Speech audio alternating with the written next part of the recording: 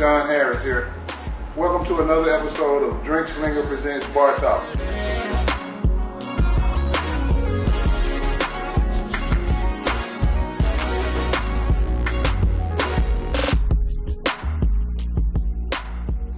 Today I got a good friend here with me, Mr. Mike Jones. Hello, how you doing, everyone? All right. Mike, tell the people about your extensive background in restaurants and bars. Wow, it's pretty long, you know. And first of all, I'd like to say thank you, Sean, for inviting me to your podcast. You know, I am humble, you know, grateful, and I really appreciate it, you know. And, you know, the hospitality is awesome. In fact, I think I got a little buzz. Oh, yeah. That's what we hear. Okay. The show is called Bar Talk for a reason. Oh, yeah. Okay, because you make great drinks. Great drinks. I make better shots. With that being said, my name is Michael Jones. I'm from Chicago, originally from Chicago, Illinois. I live in Jackson, Mississippi. I came here, and that's how long I've been here. I came in '89. Excuse me. So basically, I've been living in Mississippi longer than I've been living in Chicago. You came down here to go to Jackson State? Came to go to Jackson State. Got married, had a daughter, fell in love with the South. Plus, you know, I wasn't trying to go back home no time soon because I'm from the ghetto of Chicago. So. Well, you said Chicago. Yeah. What? The whole Chicago ain't ghetto, man. Dude, anything outside of the pier is ghetto. No, not true. That's no. You know, it's some matter of fact. I go across the street. I'm in a nice neighborhood. That makes sense to you? Yeah. Yeah.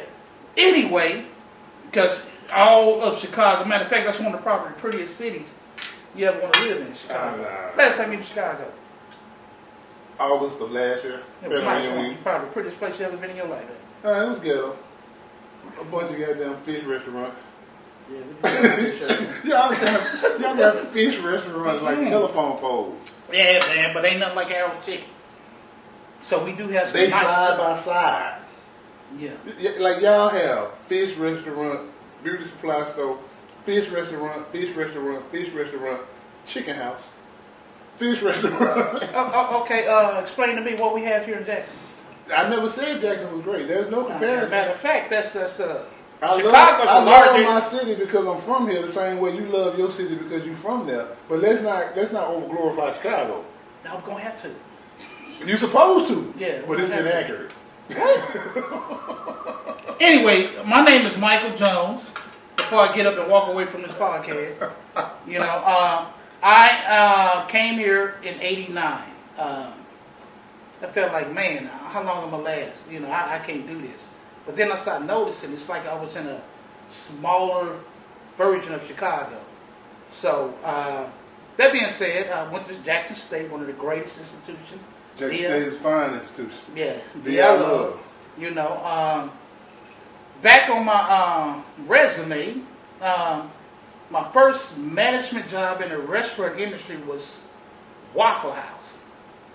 I was like in my 20s, you know, and I feel like if you can manage a Waffle House, you can manage anything. You know, the crazy experience, I only did a year of it. The crazy experience at a Waffle House was like, it toughened me up.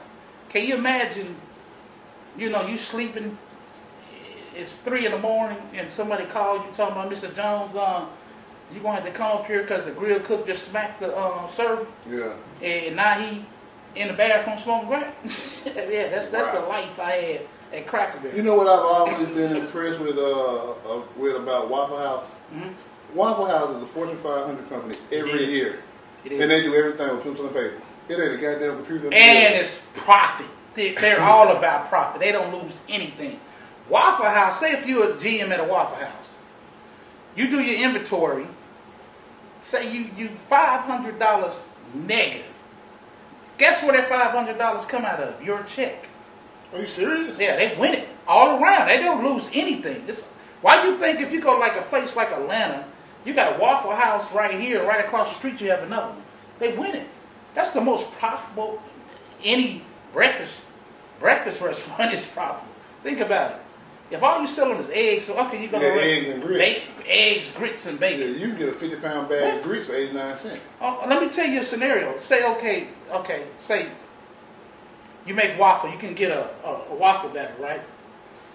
I say back when I was working there, a whole big old batter like this, it cost us probably $1.25, right? I can get probably about 60 waffles off that batter. What you think a waffle costs you if you purchase it? What, $2.99? There it is. You win it. Yeah. All right. You turn $1.25 into $3 60 times. And then we only pay us the highest. We only pay our service $2.13. Yeah. Okay, now what you think bacon costs, man? That's drug money. What? A little bit more than that. I think they win it. $1.25 into $1.80. Like, goddamn. Okay, you get, and then when you buy packs of, we get bacon like this, packs of bacon, right? Okay, so you're getting everything cheaper, you know, when you buy it in bulks. Plus, you got a company, you got probably 4,000 stores. I've been drinking, I'm probably exaggerating, but you know, so you get anything cheaper because I purchase, I buy. I have 4,000 stores. Yeah, so with that being said, you're getting everything much cheaper. So when you go to the grocery store and buy bacon, it ain't gonna break you, right? How much you think you paying for bacon and sausage when you go to a Waffle House? Yeah. You win it. That All-Star be killing too. However, if you managing it, you got all types. It's a 24-hour place. You got all types of people working for you because there's a certain type of people working at Waffle House. Yeah. Not saying I'm not doubting the employees there, but well, yeah, it's not just Waffle House; it's restaurants. Restaurant industry, like the restaurant industry is like USA. Characters welcome. Yeah. All you gotta do is be able to read and write and count. Yeah, and I'm gonna tell you something. Basically, I remember one incident. This is the type of people that used to work there. A guy beat the brakes off one of my servers. You know, she came in all swollen and lipped, and she come in trying to work. I'm like, oh, wait a minute, you can't work beat up and blood on your shirt. Yeah. But I gotta work, Mr. Jones. My boyfriend, he outside in the car making her go to work. You know, I'm like, man, this you crazy. You cannot work today. And it got to the point, man, where I am from Chicago. And it got to the point where I was always trying to stay professional, but then the hood, I'm over here threatening to whoop her boyfriend because I'm saying both of y'all got to get up out this stuff. Yeah. She's not working today. And then, you know, I came out of my character trying to be professional, you know, went to Jackson State, educated, trying to feel like, you know, I'm a little bit better than the street stuff that I come from. But it kept coming out of me, you know. You are who you are. Yeah, so with that being said, one of my buddies, man, he was a director for Ruby Tuesdays. He came and said, look, man, and I was making a pretty good penny at Waffle House. Yeah. He said, hey, man, you don't need this, man. You need to come to Ruby Tuesdays. Went to Ruby Tuesday. It was a better atmosphere. Or what they call casual dining. Casual dining. However, it was the same type of employees. Like, you know. Drug addicts. And convicted felons. Dishwasher always scary, you know. Dishwasher, you know, just got out of the penitentiary, you know, and he always bragging, I ain't scared to go back to jail. You know what I'm saying? Like, man. Type of shit. Like, well, you know I ain't lying. You been there. Then after you get to know him, after he been working there about 8 months, you finally build up enough courage. Yeah. Like, man, what you get locked up for? Yeah. And he said some dumb ass shit like child support. He tatted up, got a teardrop on his eye. In the dish, he the toughest motherfucker. He the toughest. Everybody's scared to go put their dishes wrong. Then he come out there and ask you, hey man, let me get a cigarette. Yeah, let me get a cigarette. What you go to jail for? You got caught with half a gram. Yeah. Oh, okay, you a smoker. Yeah. You 170, you a smoker. Yeah, I have a gram. But Mike, how long did you manage for Ruby Tuesday? That's probably one of my longest tenures. Been with Ruby Tuesday probably about 10 years. Matter of fact, it's probably one of my favorites. But see, Ruby Tuesdays had issues, man. You know, like say I was at the Metro Center making tons of money. And then they got kind of ratchet, if that makes sense. Yeah. Became a club. Ghetto Center. Yeah. Damn, that's what they called it? Yeah. It wasn't always like that. Yeah. It grew to be that. Yeah, but it was so bad where we had to get like security there. Matter of fact, it was so bad. Guys were coming in and order drinks and they walking around like they was in a club, you know. Yeah, not a restaurant. Yeah, the servers had to go find them. They'd order a drink, walk around, go sit at another table, a few females, and it was crazy. Then it got to the point where I knew it was time to go when, you know, I'm trying to keep it professional, you know, and me and another guy named Tony Ragsdale, another manager, we was in there fighting, man. It felt like I was a bouncer, not a manager, you know, like, true story. One of the incidents there, we got a security guard, you know, he was JPD, you know, part-time job. There was some guys at the bar just rowdy. So me as a manager, I said, hey, look, I went to the guy, I said, hey, man, they're kind of loud, man. Can you go over there and tell them, you know, keep it down a little bit? I'm sitting there, just me and Tony Ragsdale, and we're managers. We're not like security. Yeah. He went over there and he was talking to one guy. I'm thinking, like, okay, he's handling it. You know, he's professional. He's being real professional. All of a sudden, I saw him saying, you heard what I said. He said it loud. And the guy was like, man, get out of my face. You know, flashlight, cop, whatever. Wow. I know this guy grabbed the dude, picked him up out of his chair. I said, oh, Lord. Not knowing it was about 10 guys with him at the bar.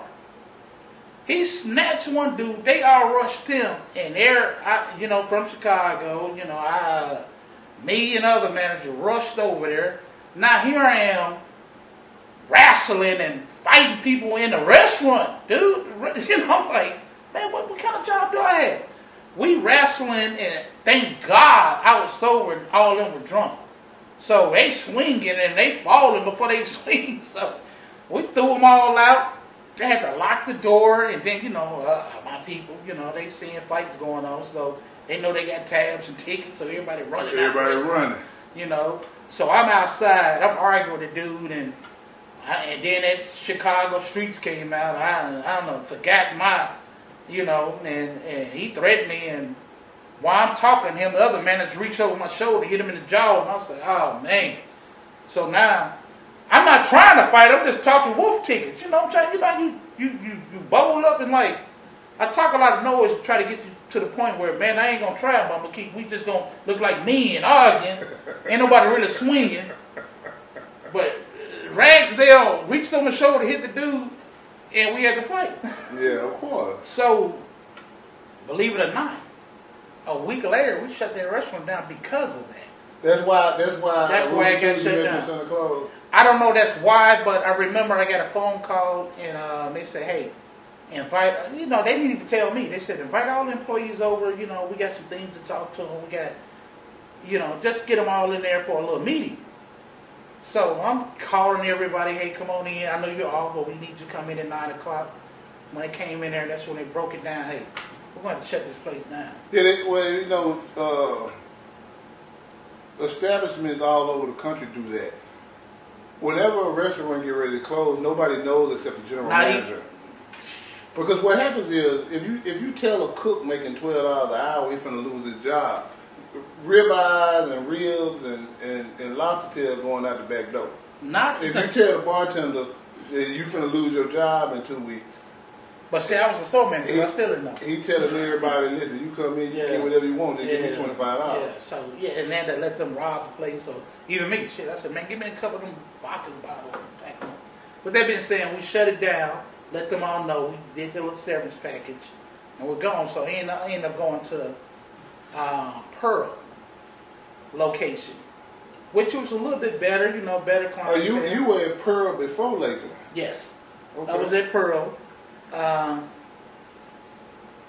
I'm kind of tipsy right now. Okay.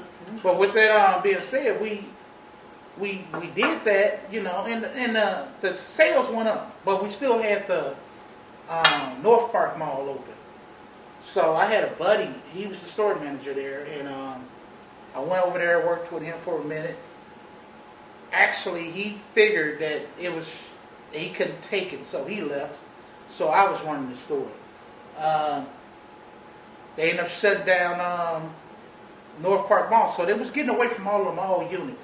Yeah. So I went to Flowood. Yeah, I like that. This is a little. We're talking about Ruby Tuesday, but this is a little Jackson history. Jackson. So they shut down. They shut down Matter of fact, they was getting away from the mall, so I ended up going to Flowood. I think that's when I met you. And that's how they went to like just freestanding buildings. So, but that being said, we did that for a minute, and our sales went down because everything started moving more down Lakeland. And you remember, you was there. That's right about the time Dogwood Festival got put up. So that our sales dropped a lot, and I started noticing. With that being said, I started noticing the history of Ruby's. They were shutting down a lot of restaurants, and you know, they offered me a certain amount of money to run it, which I really didn't agree with. But they came to me saying that the reason we couldn't pay you a certain amount that you asking for is because it's a low volume unit. Yeah. With that being said, I got. You should have hit him with the big worm. What the fuck they got to do with me? Really, I didn't say that because I didn't have a job at the time, so I just rolled with the punches. Then I got a phone call. One of my buddies, hey man, I'm at PF Chang's. I said, man, that's a little bit better atmosphere. So I ain't gonna lie, the best restaurant I worked for and managed was PF Chang's. No bullshit. Yes, clientele. What made PF Chang's so stellar? Clientele. It's shrimp fried rice. And it was the most profitable, so that's why they was able to pay the most. PF Chang's Asian food. All right, you go to an Asian restaurant, they win it, just like a breakfast restaurant. Just like we were just talking about Wild Yeah. Think about it. You go to PF Chang's and you get a pepper steak, right? Now what we do is we take steaks, regular beef. What's that, flap steak? Yeah, we just cut them up. You know, we cut them up. Yeah. The same price for like a pepper steak is what you'll pay at a restaurant, a steak restaurant, like say a porterhouse. But we're not giving you a porterhouse, right? Right. We're giving you just some flank steaks, you know, on rice. Think about the rice. You can get a 50-pound bag of rice for $89. If you ever ate at PF Chang's, you paying like, say $16 for a pepper steak, right? I ate at PF Chang's when they first opened up in Renaissance. Mm-hmm. I will say this, with no disrespect to the establishment or anything, the food was good. Yes. But it wasn't any better than Hunan Wok. You know, I'm like, why? But you're paying for the atmosphere. You're paying for the service. You're paying for the quality. You're paying for it's in a certain area where you feel safe, if that makes sense. I'm safe at Hunan Wok. If you go to because I said Hunan Wok, not Best Wok. Yeah, I ain't on 18. You go to Hunan Wok, you get your order and you go home. Yeah. Peppers, you go to a PF Chang's, you got a great atmosphere, you got an awesome server, you got a manager like me with a shirt and towel with his grinning and tap dancing for you. And you're gonna pay when you get your bill. The average check at a PF Chang's is gonna be $60 for two. Not add drinks. Yeah. But that makes, you know. Yeah, but think about what you got on your plate. I always add drinks. Yeah. I'm a drinker. Well, you already know how yours a little bit higher. Yeah. Think about what you got on your plate. Rice. Right? A little bell pepper onions with the steak. You know what I'm saying? Chicken fried rice. Shrimp. Sometimes you can go at home, make you some rice, you know. Yeah. Chicken, you know. Throw a little oyster sauce and a little. And you make that at the house, man. That ain't gonna cost you about $5. Yeah. Because my thing is, like Yolanda, she swear by PF Chang's. It's awesome. Tell you like Hunan Wok to me. I'm the same way though with hibachi. You know, like hibachi's also, that's one of my favorites. Other than the show, you know what I'm saying? Kudos to the heart made with the egg, and shout out to the twisting of the spatula and all of that. Mm-hmm. But when you get through with all that, it's shrimp fried rice. With that being said, I could have got that at Hunan Wok. With that being said, man, you're paying for the atmosphere. You're paying just to say that's where me and my old lady went. Yeah, that's why I don't give a shit about it. You can go like Char and all them other places, man. That food is it blowing you out of the water? Yeah, yes and no. It's not blowing me out of the water, but there's a taste and a quality difference between a ribeye at Char and a ribeye at O'Charlie's. I'm gonna tell you something. See what I'm saying? I'm gonna tell you something. Okay, Ruby Tuesday. That's just like Whole Foods and Kroger. There's a difference.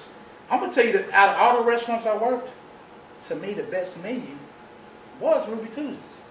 They had one of the best ribeyes. We didn't say porterhouses. The menu was awesome there.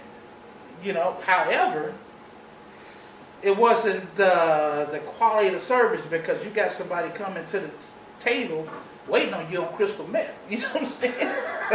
So, with PF Change, the reason I like PF Change because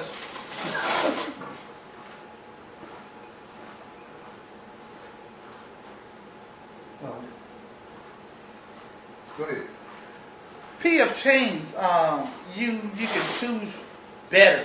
You can get the best representation of your company. You know, you come in, you could, at a Ruby Tuesdays, you just fire somebody, you need somebody right now. You know, somebody come in and they just got fired from their job and you don't even do background check because you need a body.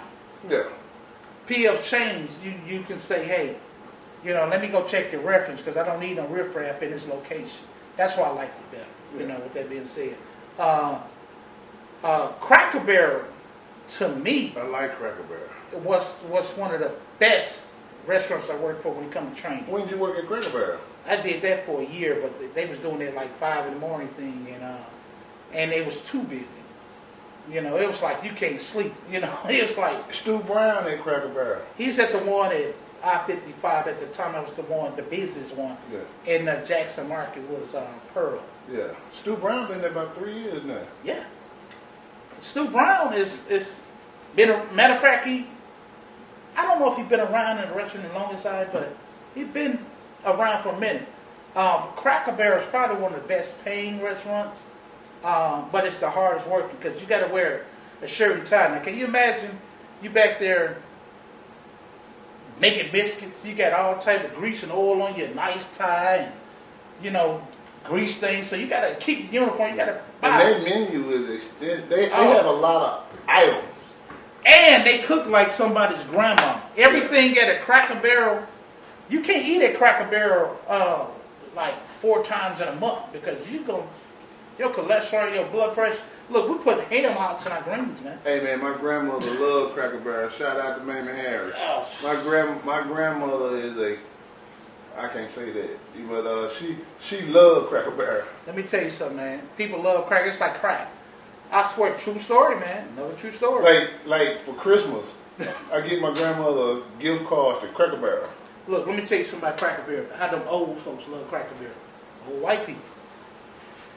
It was a Sunday. You had one guy, old white dude, I swear about 80, just got out of the hospital, had a bandage on his head. His family brought him. As soon as he got out of the hospital, they took him to Cracker Barrel. He passed out, so I'm calling 911, right? So they can come and get this old man, all right? Over in another corner, they're working on him, because I don't know what happened. I'm not a doctor. There's another person needed them to come see them, So they love Cracker Barrel, man. They can have heart attacks, and they still got to get their cracker before they die. Cracker Barrel kept me busy, man. As we sit here, like current events. Mother's Day is Sunday. I got my mom what I'm gonna get her. You know what I'm saying? Everything's closed. You know what I'm saying? Ain't no going to the mall, so I order something off Amazon like a good son. Mm-hmm. Ding. And my grandmother, who lives in Memphis, in the mail, she's getting a $50 gift card to Cracker Barrel. And love. That's one of the best. My grandmother's fucking in her 80s. Man. She don't do nothing but garden. Ain't nothing you can buy an 80-year-old that she don't already have. Man, there's nothing on Cracker Barrel's menu that people don't love. And I like the hash brown casserole. Oh, heck. Look, man. Dude, I get they pancakes. The biscuits. You know what we did? Let me tell you something, man. When we used to cook the bacon and all that on the grill, we had the grill where the grease fall into a certain thing. Like we used the trap. We used the grease from bacon and stuff like that. We put it on a biscuit. That's on a biscuit like crack. Biscuits and a cornbread. We take that grease. Bacon grease in. Yes. We took the biscuit, the grease, piled up. We take that and we use that for the cornbread that we made and the biscuit. We mix that. So on the menu, when they say home style cooking, that means it's home style cooking. We have. I don't know nobody make a biscuit better than my Aunt Joyce, except Cracker Barrel. Man, bro, if you eat, man, you can't. A black man can't eat there. My mother's baby sister out of all the girls. Like my mom's the oldest of 6 girls. Joyce is the baby girl. Don't nobody make a biscuit better than her, except Cracker Barrel. Let me tell you about the dumplings they make, man. I had to get back there like, okay, this how it is. That's why I had to get out of there. Like, say, for some reason, we had a lot of calls. We had like 6 people just in the kitchen working. One person called out, it's a wrap. You know, because the volume. So when that one person called out, guess who's in that manager position? got to hit the line. I got on my shirt and tie, you know, cologne and all that. You like, man, you know. So now I'm back there. I'm making biscuits. Now I'm back there. I'm making the dumplings. You know. Now I'm like, man, this is terrible. You know what I'm saying? Yeah. But that's the same though, right? I'm asking. Aren't dumplings just basically shredded biscuits? Don't you take biscuit? Well, we make biscuit, yeah. We make it the same way, but the biscuits we throw in the oven. The dumplings we cut up, make them in a certain size, and we throw it in the and boil them and wait till they get a certain temperature, and then we put our secret sauce and all that in. Cut up the chicken, you know, and we put it in there. So the dumplings to me is probably one of the best I've ever seen. Simple stuff like the casseroles, hash browns. Never seen them nobody make it better. When you go to Cracker Barrel, you're going to be satisfied. I ain't never seen nobody walk up out of there and say, man, this is terrible. Dude, I'll tell you a true story. In this, I did this. We was in Memphis. I'm the oldest of 9. It was my grandmother's 80th birthday. We show up, have a little feast or whatever. I walked around the country store. I know I counted about 17 people who spent at least $100. Cause once we were sitting there waiting on our little thing to light up, and I'm watching these folks spend $100 on peppermint before they even get into the restaurant. Yeah, or as they leave, like peppermint, and they had a goddamn Nestle Crunch about this big, about this long, about that wide. I want to say it was a 20-pound Nestle Crunch bar. Let me tell you about Cracker Barrel, iterating on that. You go in their old country store, like candy that they got back in 1930s, is on our shelves, was on the shelves. You know, I like butterscotch. Stuff that we don't, when we was little kids that we went crazy over, was on the shelves. You know, like the Mike and Ike's and all. Yeah, you go to the restaurant, great. If you go into, say you go into a gas station, you're not going to run across and see no Mike and Ike's sitting. Yeah. You see what I'm saying? Now, Mike and Ike's was back in our days. You know, you go to Cracker Barrel, they got lemon heads. Yeah. Lemon heads. All type of stuff that we as little kids used to enjoy. You know, so.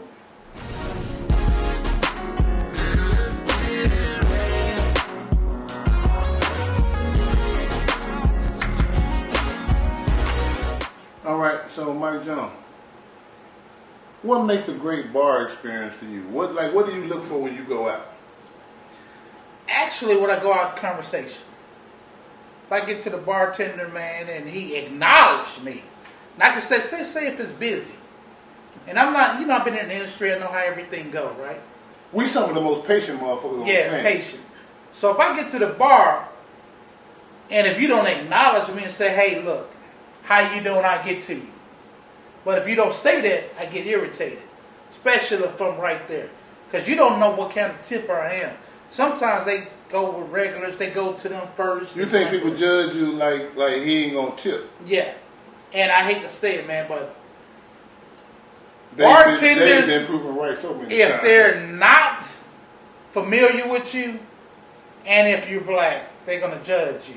With that being said, I don't want to throw that race card out there. Say like, if this is my first time at the bar, right?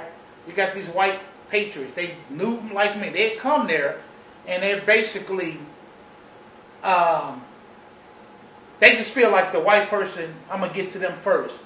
I can get there, and I can sit at the corner trying to be patient, because I know the industry. I'm not going to rush you. hopefully you know that I'm here. But they hit that white person, they come over there, hey, and they get their drinks because they assume that this person is going to tip me. You on a black dude, you on some DS. With that being said, they're not knowing I'm in the industry. Hey, you going to eat all your steak and then say this rib I had too much fat on it. Yeah. See, I'm not going to do that. Even though if I don't like it, I'm still tipping. I have to go by. I really tip on how you treat me. And I don't tip if the food terrible. I'm not going to say, hey, this because I know you're not back there cooking.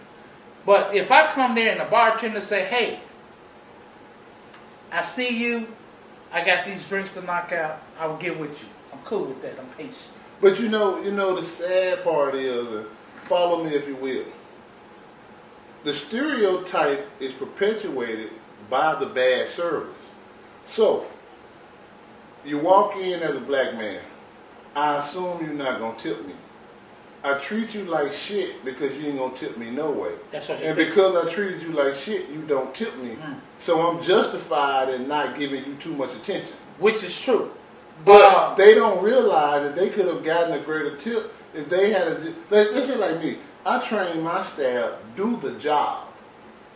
You understand what I'm saying? If you don't get tipped from this guy, the two people that you don't get tipped from don't equate to the whole. Plus, I need the establishment to make money. You understand what I'm saying? Like, if the establishment doesn't make money, we're going to close and everybody's going to be out of a job anyway. So, don't eyeball customers. Give everybody the same treatment. I want you to be like a vending machine. The people tell you what they want and you give it to them. Now, let me piggyback on that, which is true. And I used to tell like my staff that, you know. And I'm going to tell your viewers, break the stereotype. Because I'm going to be honest with you, I hate to say it, but the stereotype is black people don't tip. Now, some don't. But you don't know what I do for a living. You don't know, I could be in the industry.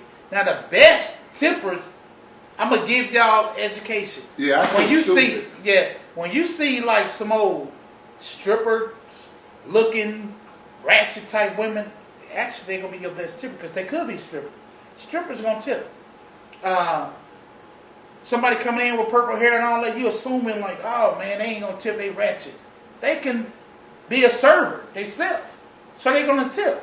Yeah, I look on my off day. Yes. So they're all... It's 1 o'clock, it's lunch. I got to be at work at 4:30. Yeah, so they're coming in, you don't know, they're probably in the same industry. With that being said, I used to tell everyone, look, it's how you treat them. Now, even though you're busy and all that, but once they feel like this person, all the BS I done gave them, I'm acting like an asshole, they gonna, in their mind, like, I done gave this person all type of crap, right? Yeah. I have to tip them. I done said I don't like this, I'm giving them attitude, and they still smiling. They still treat me with respect. They gonna have in their head like, I done gave this person all type of crap. Shit, even though it should be $10, they'll leave $5, at least $5. With that being said, if I go to a table, or if I'm at the bar, and I'm feeling like they giving me crap, my least tip on a BS type service, I'm gonna leave $5. You know, I could have gave you 20. Yeah, but that again, and I'm gonna use this word again because I just learned it. You perpetuate the stereotype. Black folk think $5 is like it's a lot of money. Yeah, like black folk think $5 is the standard. Like you could have a $87 tab, and black folk will give you $5. But with me, my wife and I told my wife, I'm gonna tell you a true story. My daughter, right? I educated her. She'll go out to eat with her friends in college. She see that they give her the service. What? When I was in college, I ate red berry and pizzas and honey buns and Doritos we don't get damn day. But whatever, my daughter will go out. I ain't never went out to eat in no college. My daughter went out in college. I'm gonna try to by herself, or was she with y'all? No, she was with her friend. By herself and her friend. So she had her own money.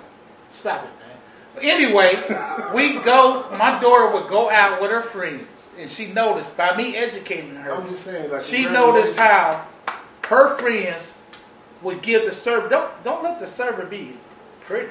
Oh my God, bunch of black women. So she'll see that they're giving the girl the business, and they would not tip her. They'll leave like 7 girls leave $2. My daughter will make up for it, but basically that's because of me letting her know. Yeah. But with that being said, she has a father in the industry. Yeah. But with that being said, servers got memories like an elephant. Like if you go out to a restaurant, I'm gonna let you guys know. You can say, hey, you tip your server over the amount. You go back to the same restaurant. Every last person in that restaurant, you're gonna notice you're gonna get the red carpet. You can go to a bar or you can go out to eat.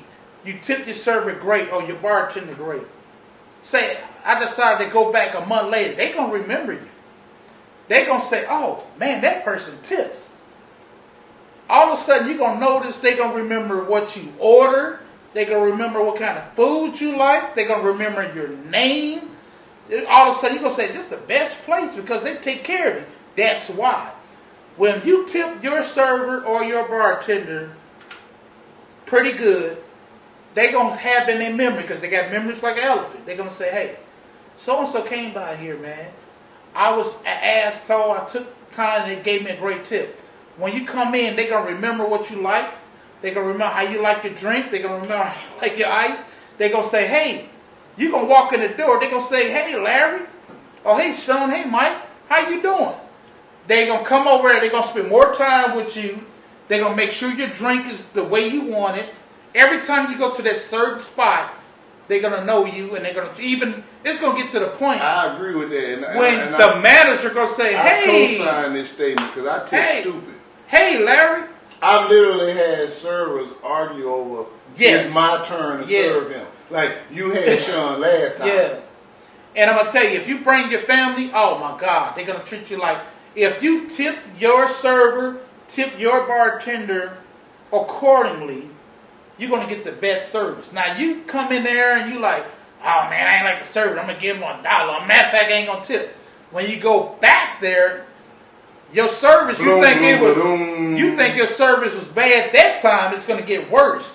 Even if it's bad, you still tip them accordingly. You come the next day, your food's going to be hot. Your food's going to be perfect. You're going to have the manager come over there and greet you. You're going to have the other service come over there trying to steal you from the other service. Say, hey, we saw you. How you doing, Mike? Hey, how you doing? Blank, blank, blank. Every time you take care of your server or bartender, they're going to make sure they're going to roll out the red carpet for you. You can go to like a fish hut, or if you go to like a Wingstop, go to Waffle House and your meal is only $8 and you give them 10. When I go to Waffle House, not only do I tip my server, especially if it's to go. Yes. Not only do I tip the young lady or a guy that's waiting on me, I get a shelf $7, $8. You know what I'm saying? I literally walked in. I'm talking about homecoming. I'm talking about big shit like graduation. I walked in the Waffle House on High Street one time. And that's one of the busiest places. I walked in, boom, boom, boom. Motherfucker say, hey, Sean, what you want? Now, this motherfucker is packed. It's standing room only in this bitch. Mm-hmm. You know what I'm saying? Lady beside me, she was with an old dude or whatever. Like, she wasn't on no flirty shit, and I wasn't, you know, like, she said. Because you ain't pretty.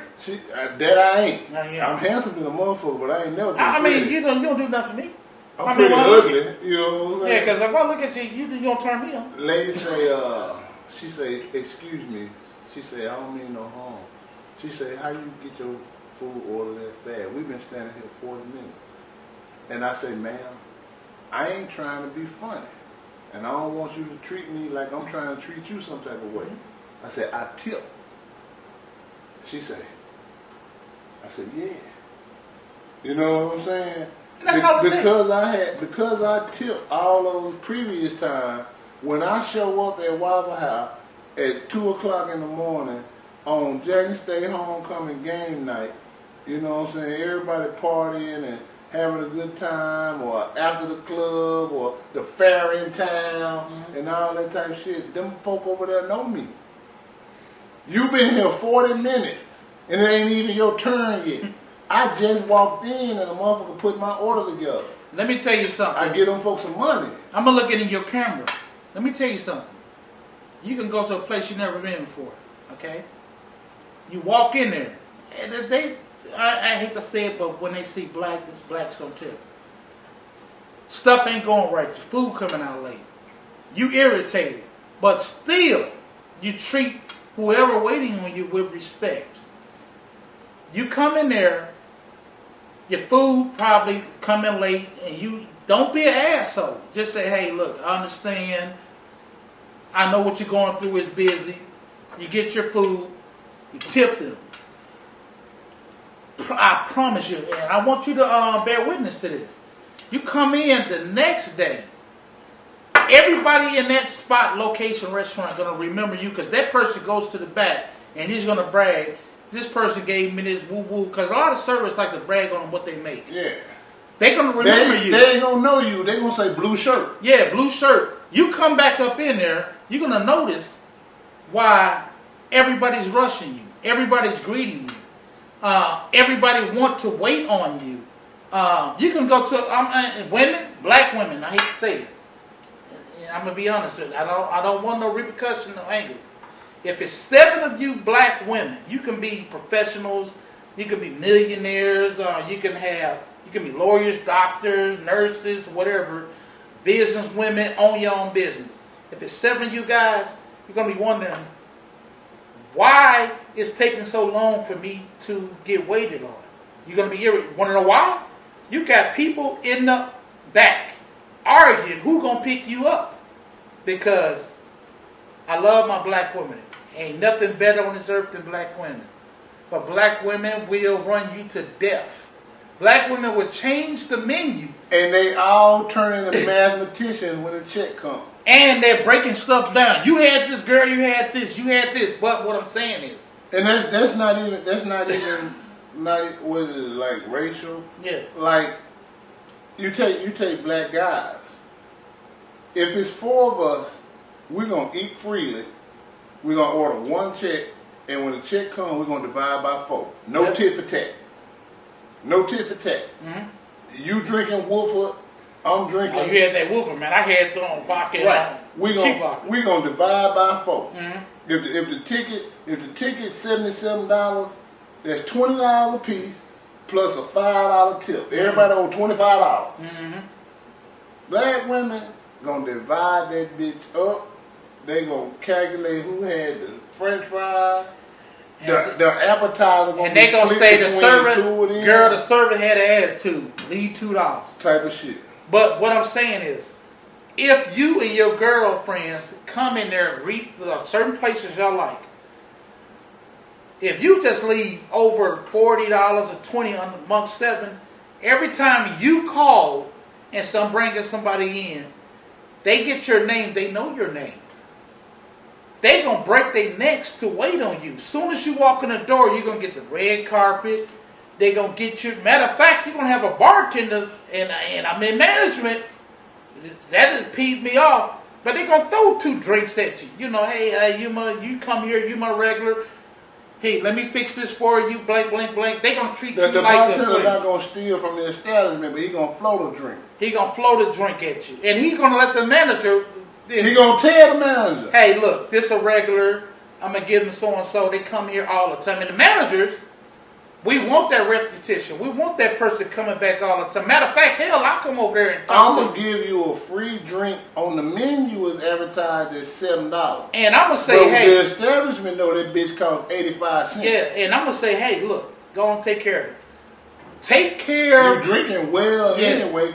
Take care of your servers or your bartenders. If you go to a bar and a bartender know that they can order, you can order 1 drink and you still gonna give them, like, say the drink is $8 and you give them 10, which I know that's some people can't afford that, $5 is fine on $8. But I'm gonna tell you this. $5 on and fine on 87. And I'm gonna tell you this because managers don't like this. But if you buy one drink and they give give them $10 or $5, I promise you they're gonna throw 2 more drinks on there, which is gonna piss me off.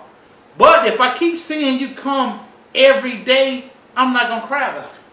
But what I'm saying is, out of education, if you like to dine out, you like to bring your family out, you want to be like big time. Let's change gears for a second. Yeah. Now we here in Jackson, Mississippi. Where do you like to go? Name names. I ain't asked you where you don't like to go, so we ain't gonna embarrass nobody. Where do you like to go? I'm gonna tell you the best place. You know, I'm gonna be honest with you guys. I've been in the industry, for years. I love to cook. My wife and I feel like we're chefs. But just some laid back type stuff. It's a pizza place called, what is it? Pizza Shack? Not Pizza Shack. Pie. It's on State Street. It is State Street where?